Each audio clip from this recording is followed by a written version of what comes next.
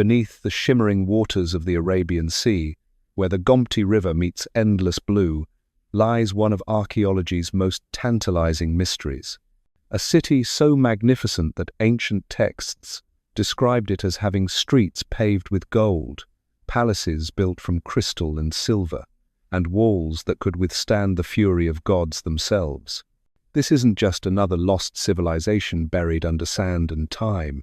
This is Dwarka, the legendary kingdom of Krishna, a city that didn't crumble slowly through centuries of decay, but vanished in a single catastrophic day, swallowed whole by the sea.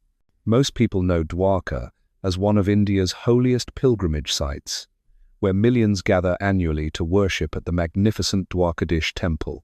But what they don't realize is that the real Dwarka, the one described in the Mahabharata as spanning 84 kilometers with 900,000 royal palaces, lies somewhere beneath their feet, hidden under meters of seawater and millennia of sediment. For decades, this remained nothing more than religious mythology, dismissed by scholars as spiritual allegory rather than historical fact. But then something extraordinary happened. Marine archaeologists began finding things that shouldn't exist.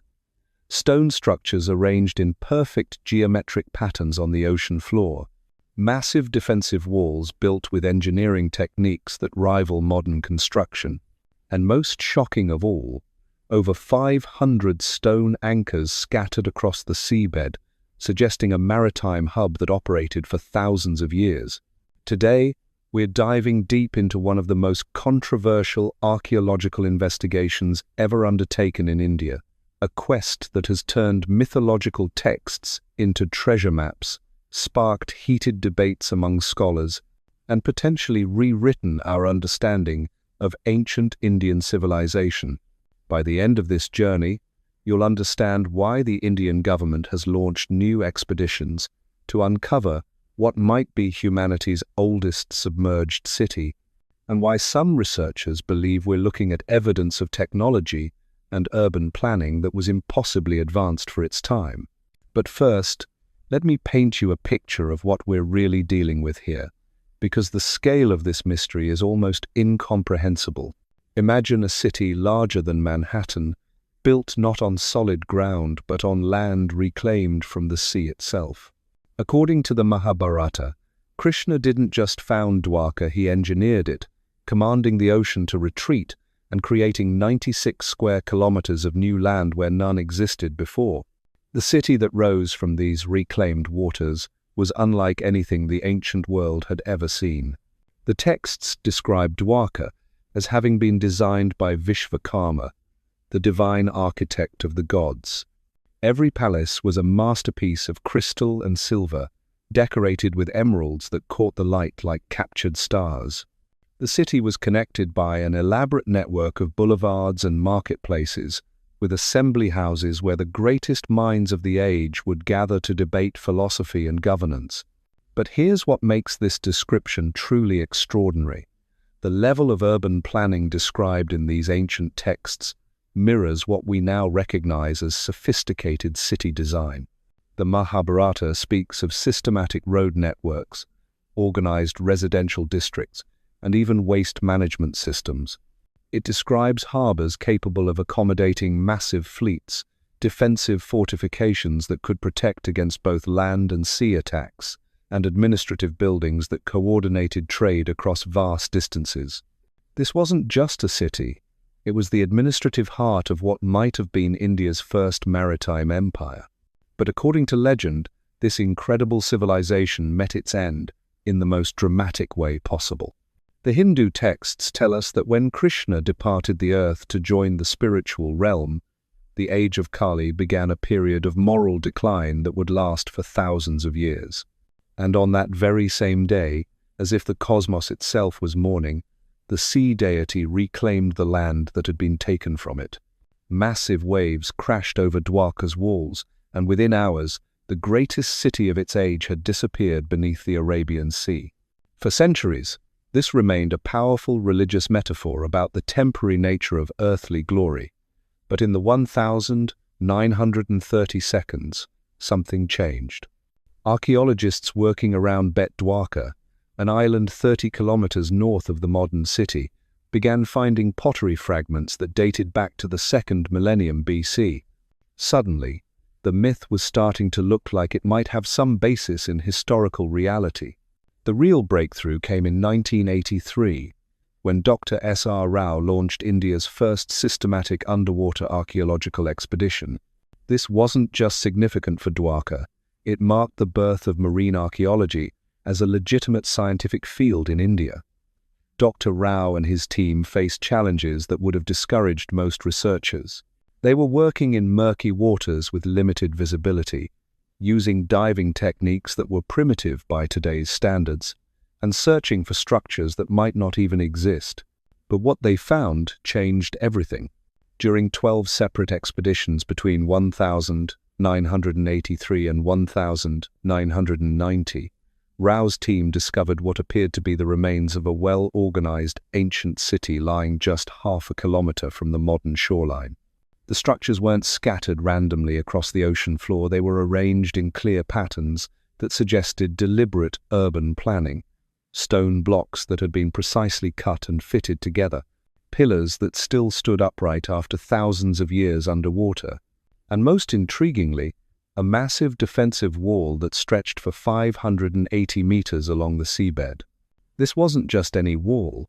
The construction techniques were so advanced that modern engineers have struggled to understand how it was built. The stones were fitted together without mortar, using a technique that allowed the structure to flex with tidal forces rather than breaking under pressure. Each block had been shaped to fit perfectly with its neighbors, creating a barrier that has survived everything the Arabian Sea could throw at it for over 3 millennia. But perhaps the most compelling evidence came from the discovery of those stone anchors I mentioned earlier. Over the years, archaeologists have found more than 500 of these maritime artifacts scattered across the underwater site. They're not all the same age, some date back to 2500 BC, others to medieval times. What this suggests is that Dwarka wasn't just an ancient city that was abandoned after it sank. It was a major port that continued to be used by sailors and traders for thousands of years, even after the original city had disappeared beneath the waves. The anchors tell a story of extensive maritime trade networks that connected ancient India with civilizations across the Arabian Sea. Some of these stone anchors are identical to ones found in Mediterranean waters, suggesting that Dwarka was part of trade routes that spanned continents. Others show design influences from Arab and Persian maritime traditions, indicating cultural exchange that goes back far longer than most historians had imagined. Think about what this means. If the archaeological evidence is correct, then over 4,000 years ago, there was a city on India's western coast that was not just surviving but thriving as an international trading hub. Ships from across the known world were dropping anchor in Dwarka's harbors, exchanging goods, ideas, and technologies that would shape the development of multiple civilizations. But here's where the story gets really controversial. Because while everyone agrees that something remarkable lies beneath the waters off Dwarka, nobody can agree on when it was built, how advanced it really was, or whether it has any connection to the Krishna described in Hindu texts.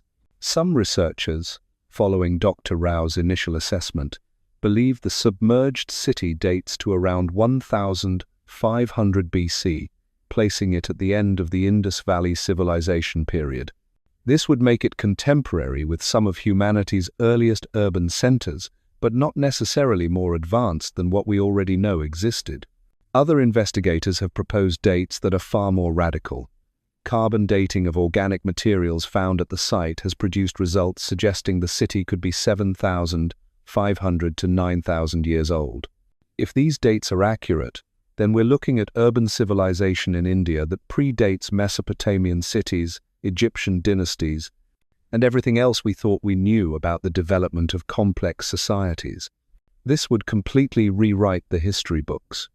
We're talking about evidence of sophisticated urban planning, advanced maritime technology, and international trade networks operating when most of the world was supposedly still living in small hunter-gatherer communities.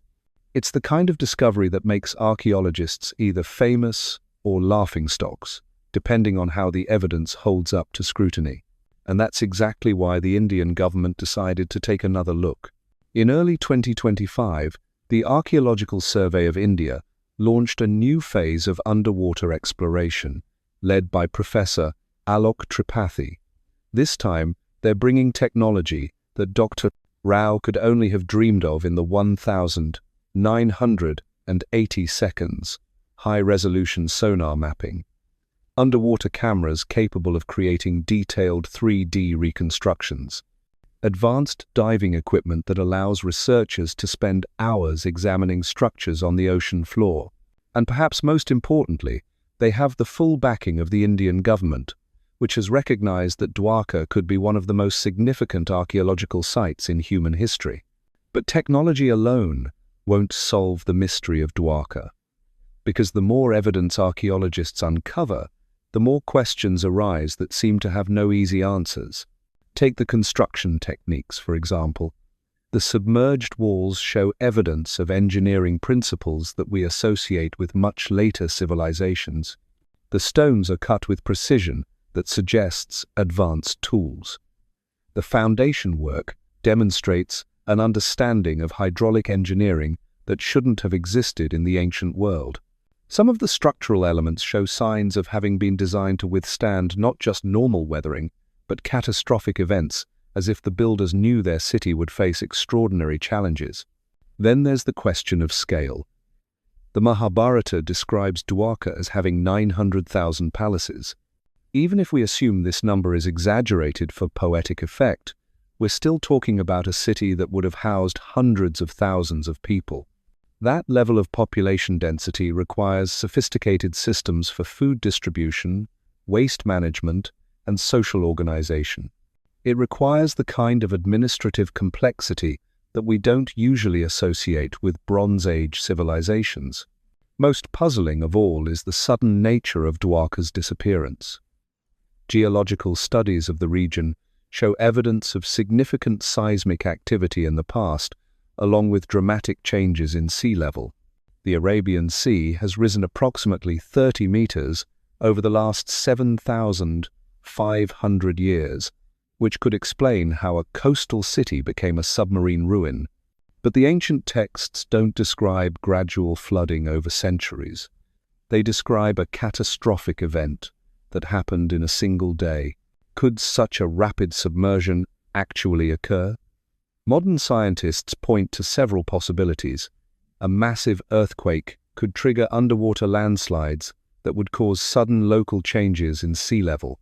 A tsunami could overwhelm coastal defenses and permanently alter the landscape. Or the city could have been built on reclaimed land that became unstable over time, causing entire districts to sink into the sea during a single catastrophic event. Each of these scenarios has precedent in recorded history.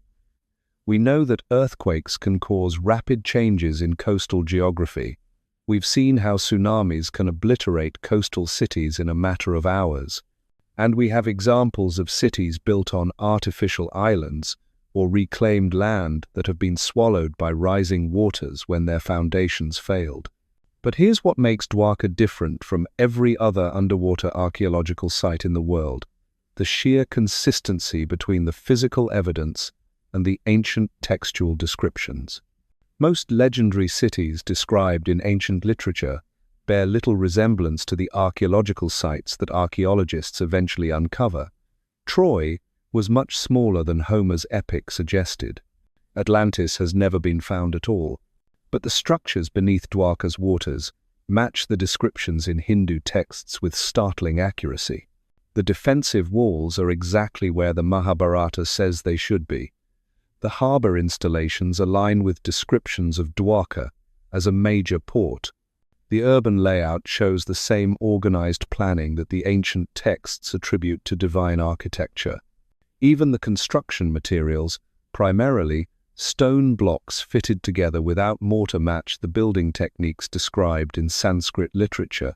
This correlation has led some researchers to propose something that makes mainstream archaeologists extremely uncomfortable: that the Hindu texts might be more historically accurate than anyone previously imagined, not just in terms of general cultural memory, but as detailed records of actual events and actual places. If this is true, then we're not just looking at an important archaeological site. We're looking at evidence that ancient Indian civilization was far more advanced, far more organized, and far more influential than current historical models suggest. We're potentially looking at proof that sophisticated urban planning, international maritime trade, and advanced engineering existed thousands of years earlier than we thought possible. But accepting this conclusion requires us to reconsider some fundamental assumptions about human development. The traditional model of civilization suggests that complex societies developed gradually, starting in Mesopotamia around 3,500 BC and slowly spreading to other regions over the following millennia. If Dwarka really is 7,000 to 9,000 years old, and if it really was as advanced as the evidence suggests, then this model needs to be completely revised. We would have to accept that sophisticated civilization developed independently in multiple locations around the world, much earlier than previously thought. We would have to acknowledge that ancient peoples were capable of engineering feats that we're only now beginning to understand. And we would have to admit that some of our most important historical sources have been religious texts that scholars have traditionally dismissed as mythology. This is why the ongoing research at Dwarka is so controversial. It's not just about finding an old city underwater. It's about potentially discovering evidence that could fundamentally change how we understand the development of human civilization. And that's the kind of discovery that makes some people very, very uncomfortable. The current expedition has already begun producing results that are raising even more questions. Using advanced sonar equipment, the team has identified what appear to be large geometric structures extending much further from the coast than anyone previously suspected.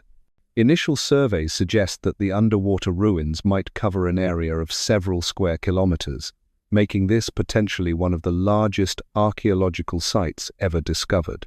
They've also found evidence of multiple construction phases, suggesting that Dwarka wasn't built all at once, but developed over centuries, or possibly millennia. Some structures show signs of having been repaired and rebuilt multiple times, indicating that the city survived numerous disasters before its final submersion.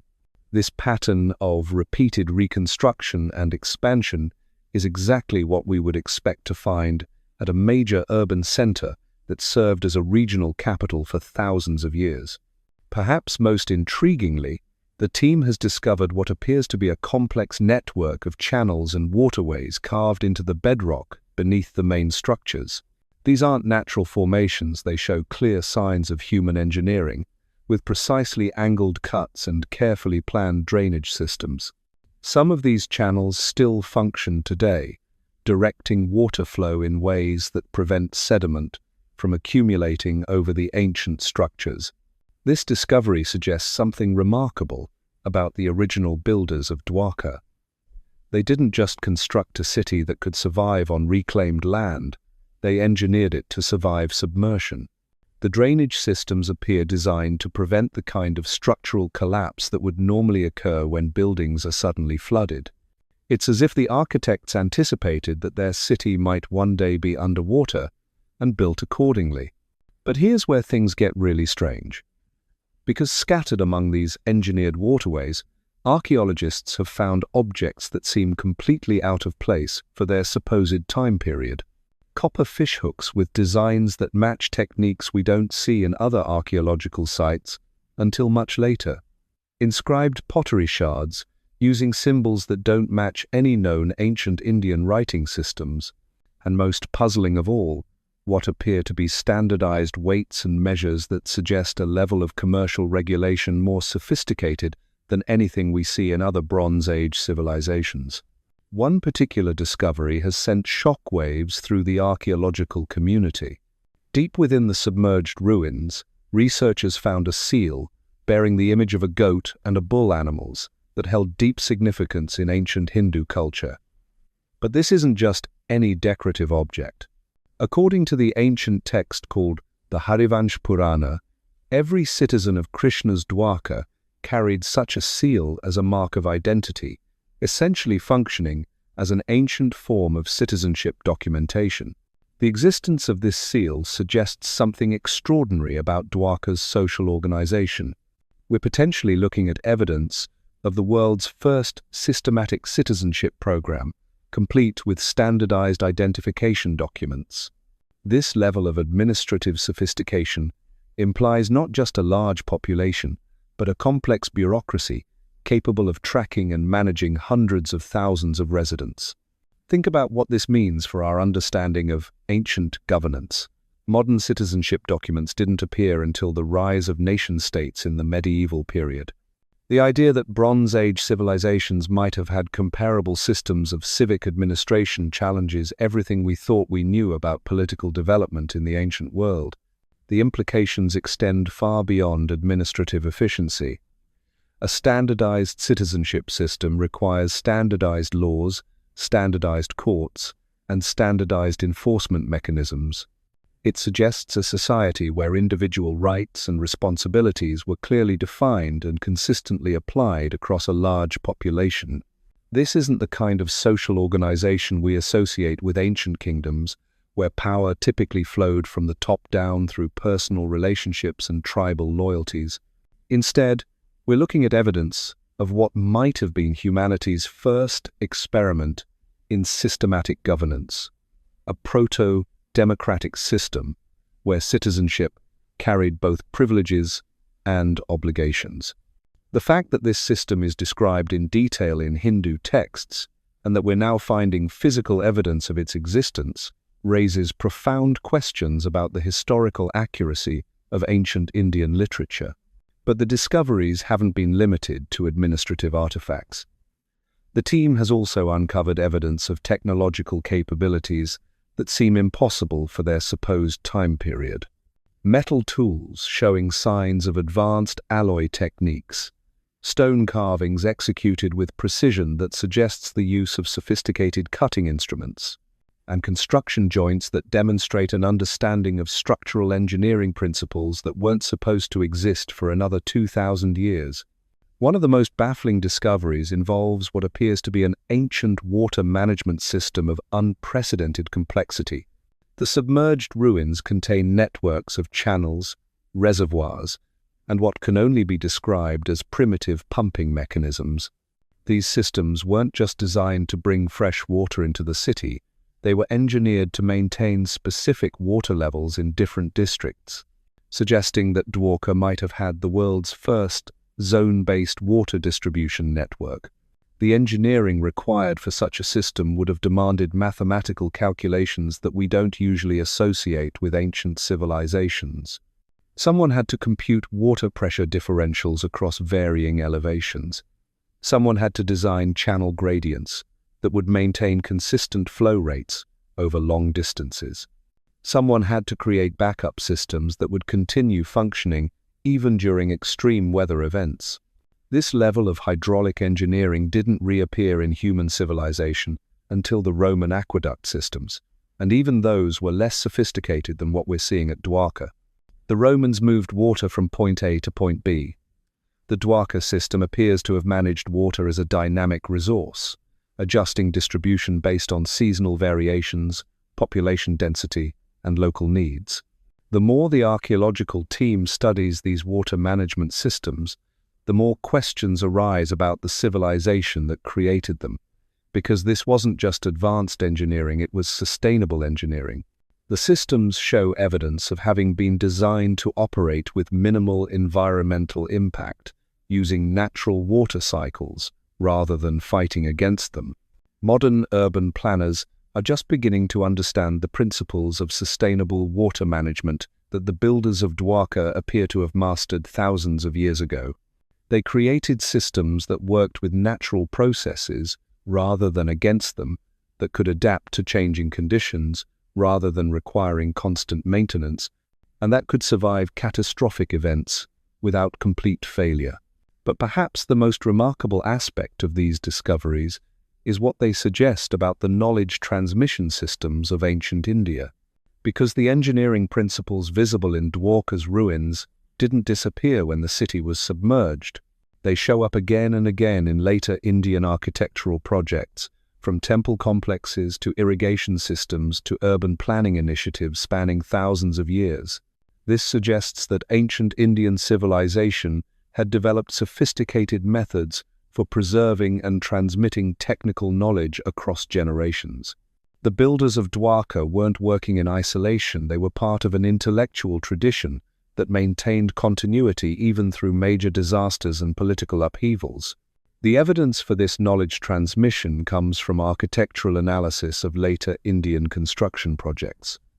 Time and again, researchers find building techniques, water management principles, and urban planning concepts that first appear in the Dwarka ruins and then reappear in construction projects built centuries or even millennia later.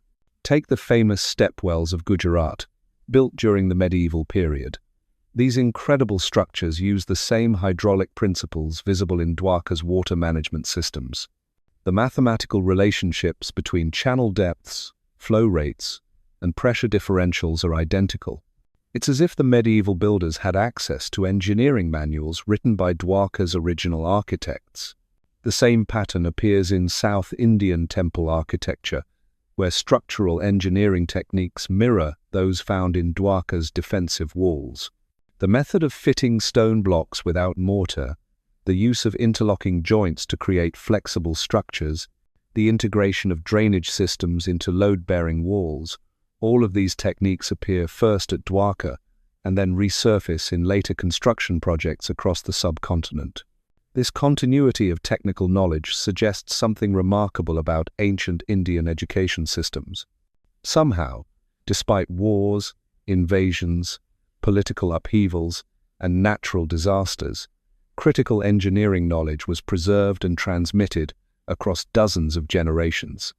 This required not just individual craftsmen passing skills to apprentices, but institutional systems capable of maintaining technical libraries, training programs, and quality control standards over vast periods of time.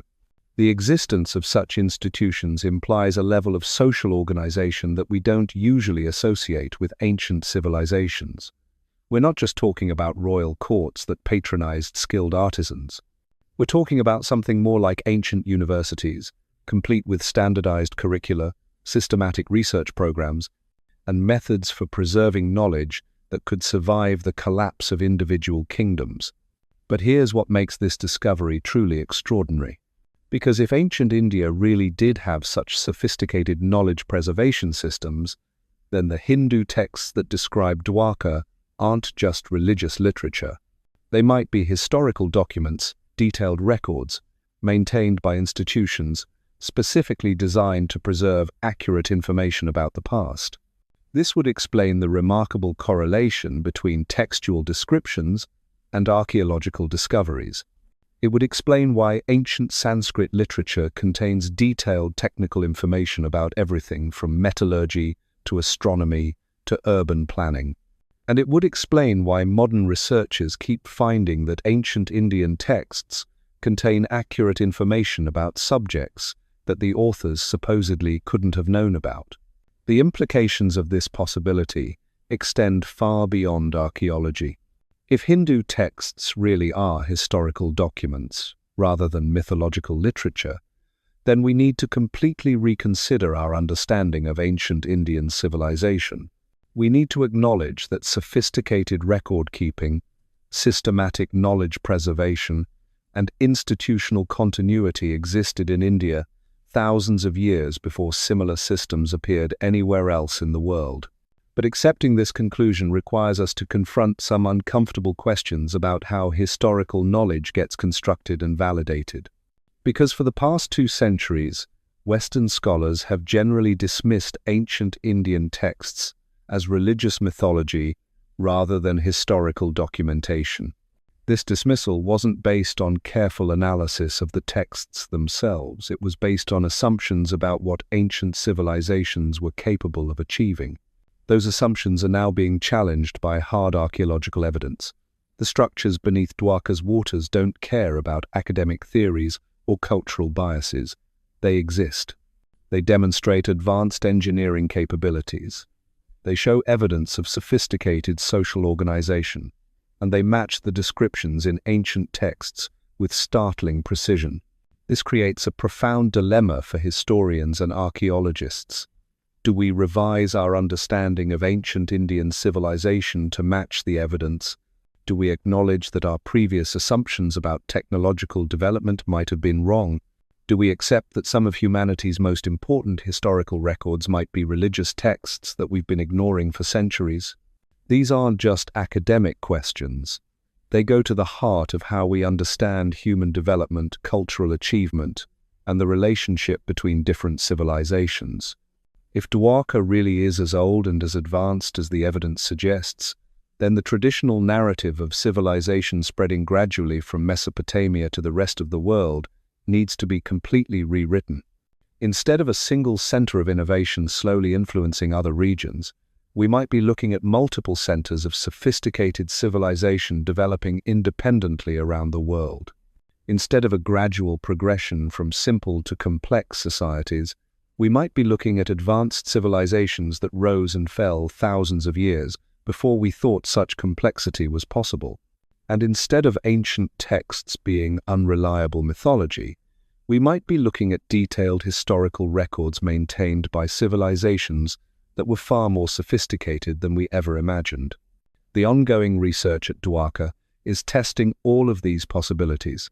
Every artifact recovered, every structure mapped, every dating result obtained adds another piece to a puzzle that grows more complex with each discovery. And as the picture becomes clearer, it's becoming increasingly difficult to dismiss the possibility that we're looking at evidence of one of humanity's oldest and most advanced civilizations. But the story of Dwarka isn't just about the past. It's about the present and the future as well. Because if the archaeological evidence continues to support the textual descriptions, then we're not just discovering an ancient city.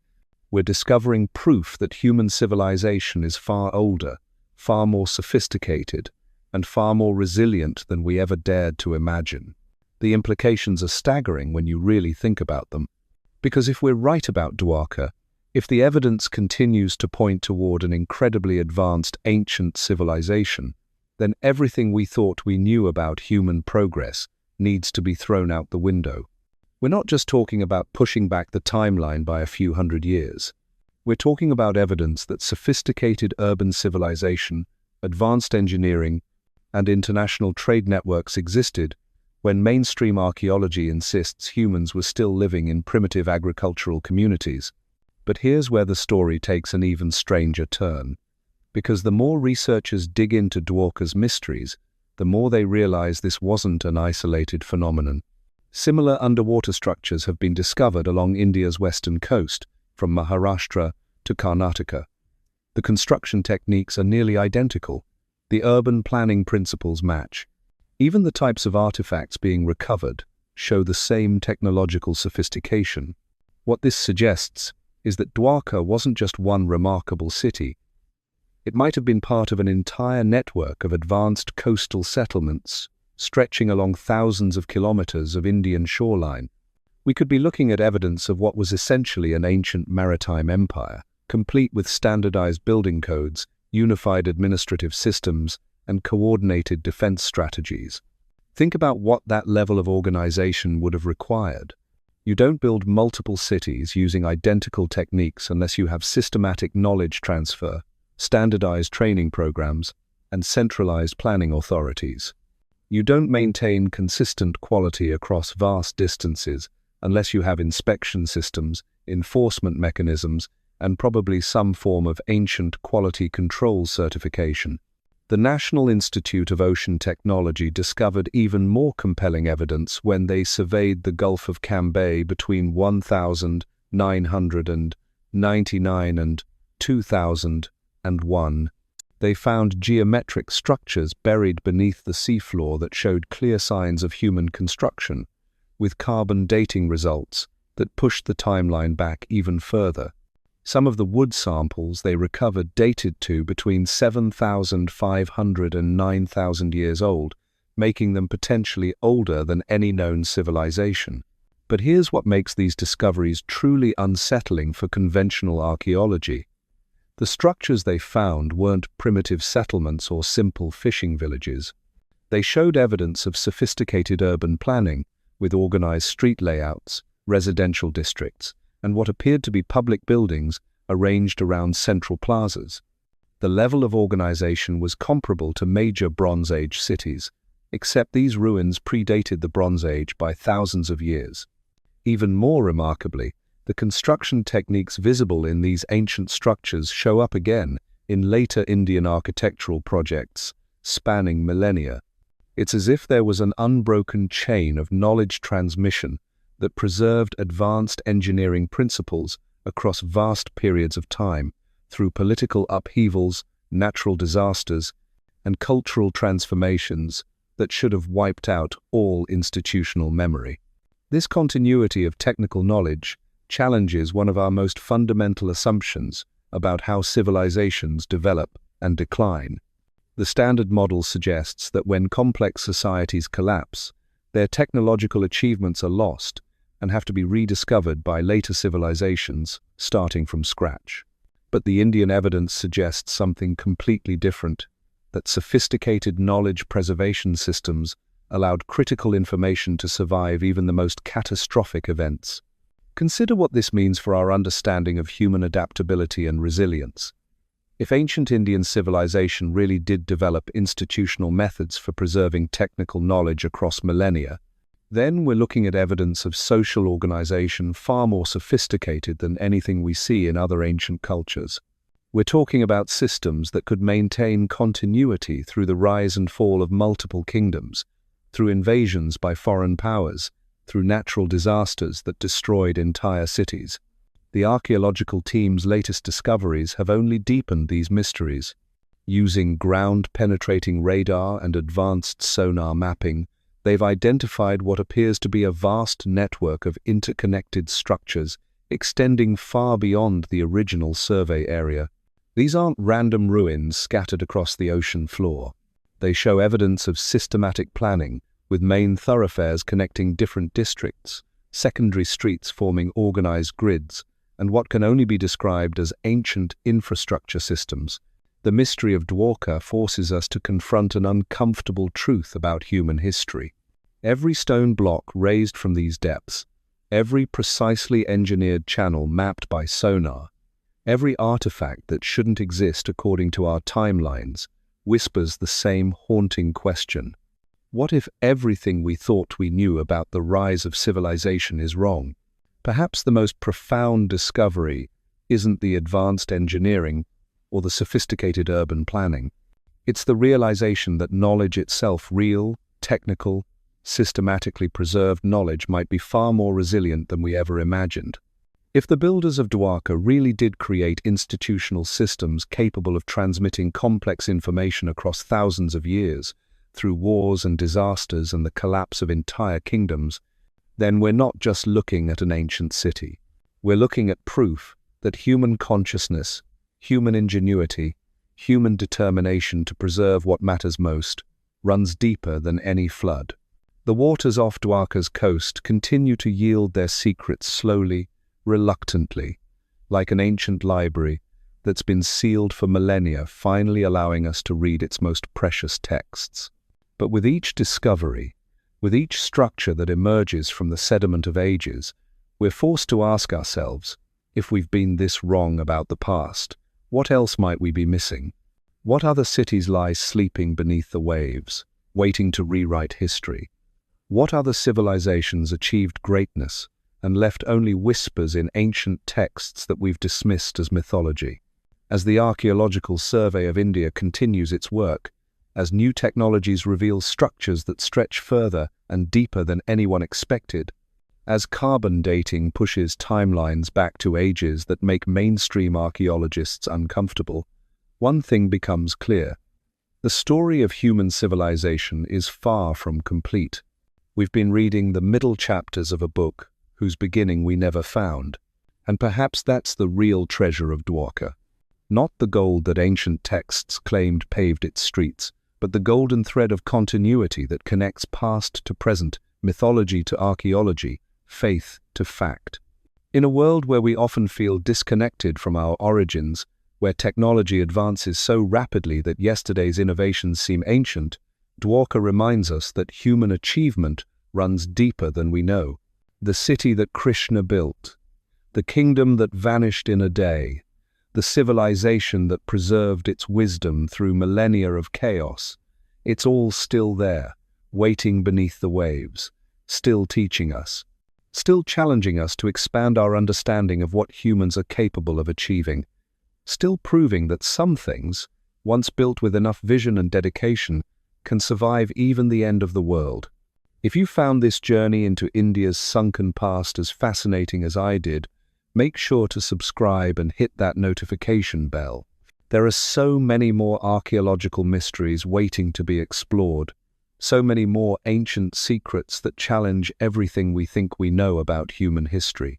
And who knows, maybe the next discovery will finally provide the answers we're all searching for about our true origins and the remarkable civilizations our ancestors built long before we thought it was possible.